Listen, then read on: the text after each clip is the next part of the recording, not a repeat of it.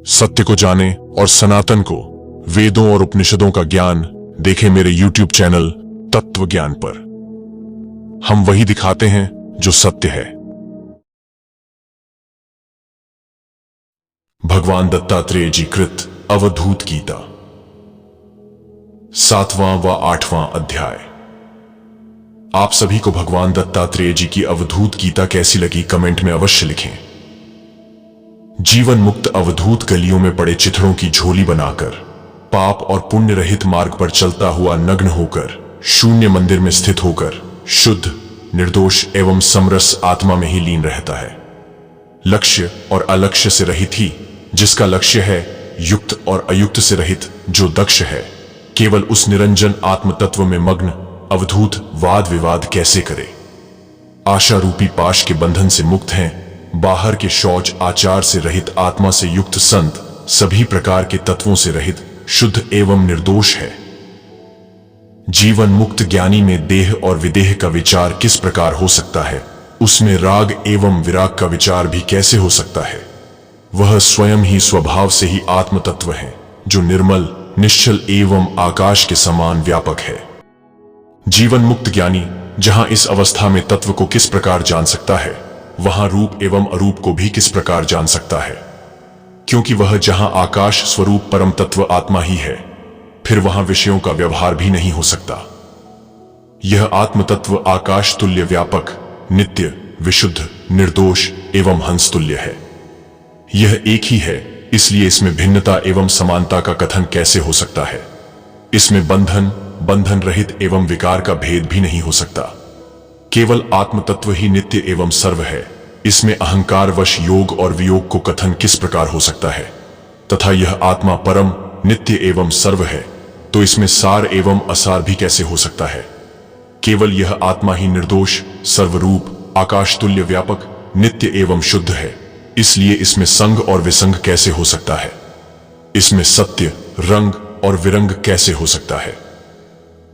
आत्मज्ञानी योगी योग एवं वैराग्य से रहित हो जाता है, भोगी होकर भी भोग और त्याग से रहित हो जाता है।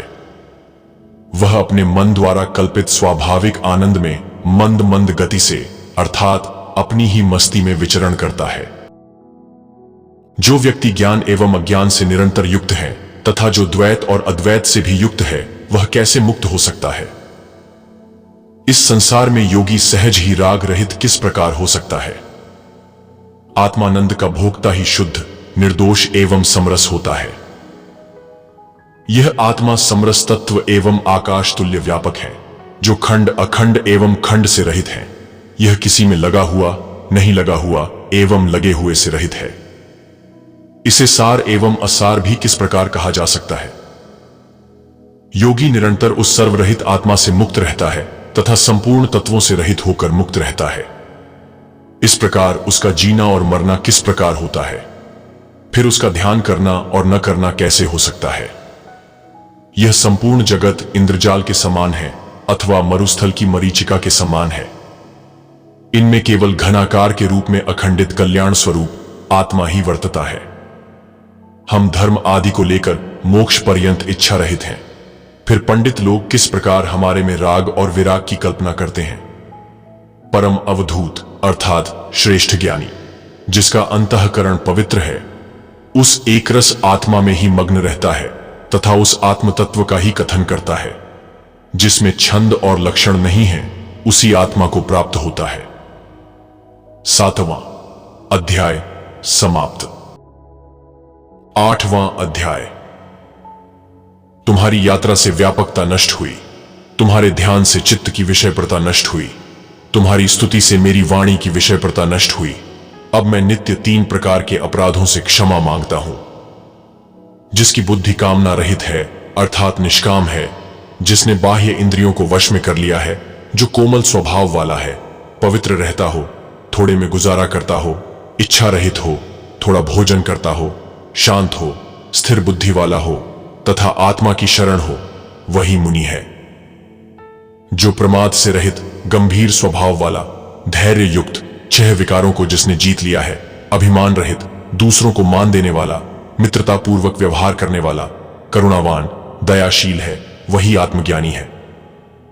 जो संपूर्ण देहधारियों के प्रति कृपालु, द्रोह न करने वाला, सहनशील, सत्य का सार, जन्म मरण से रहित, सम तथा सबका उपकार करने वाला है, वही आत्मज्ञानी है। अवधूत अर्थात जीवन मुक्त ज्ञानी के ये लक्षण सभी वर्ण वालों को, भक्तों को, वेद वर्ण के तत्वज्ञ पंडितों को, वेद वेदांत के ज्ञाता को जानना चाहिए। अवधूत शब्द 4 अक्षरों से मिलकर बना है, अ, व, धू, त। इसमें दत्तात्रेय जी अकार अ का लक्षण बताते हुए कहते हैं कि जो आशा रूपी पाश से मुक्त है, आदि मध्य और अंत से निर्मल है, आनंद में ही नित्य मग्न रहता है, ये तीनों आकार अपा की अवधूत के लक्षण हैं। इसमें अव अक्षर का लक्षण बताते हुए दत्तात्रेय जी कहते हैं कि वासना का जिसने त्याग कर दिया है और वक्तव्य जिसका राग रहित है, जो वर्तमान में ही रहता है, वकार ही अवधूत के लक्षण हैं। दत्तात्रेय जी इसमें धू अक्षर का लक्षण बताते हुए कहते हैं कि धूलिधूसर जिसके अंग है, धूत चित्त अर्थात पापों से धोया गया चित्त जिसका है, रोग रहित है, धारणा ध्यान से जो मुक्त हो गया है, ये 3 धूकार ही अवधूत के लक्षण हैं। इस धातु से बद्ध शरीर के चिंताक्रांत होने से मन भी नष्ट हो जाता है तथा मन के नष्ट होने से धातु भी नष्ट हो जाती है। इसलिए सभी प्रकार से चित्त की रक्षा करनी चाहिए, क्योंकि स्वस्थ चित्त में ही बुद्धि उत्पन्न होती है। दत्तात्रेय जी इसमें त शब्द में तकार ता का अर्थ बताते हुए कहते हैं कि जिसने तत्व चिंता को ही धारण किया है, जो चिंता और चेष्टा से रहित है, तम रूपी अहंकार से जो रहित है, ये तीनों तकार अवधूत के लक्षण हैं। आनंद मूर्ति दत्तात्रेय जी अवधूत ने इस अवधूत गीता का निर्माण किया है। जो इसको पढ़ते हैं और सुनते हैं, उनका पुनर्जन्म कभी नहीं होता। 8वां अध्याय समाप्त। साथियों, अब यहीं से अवधूत गीता का समापन हुआ। साथियों, आप सभी को यह अवधूत गीता कैसी लगी, कमेंट में हमें अवश्य सूचित करें।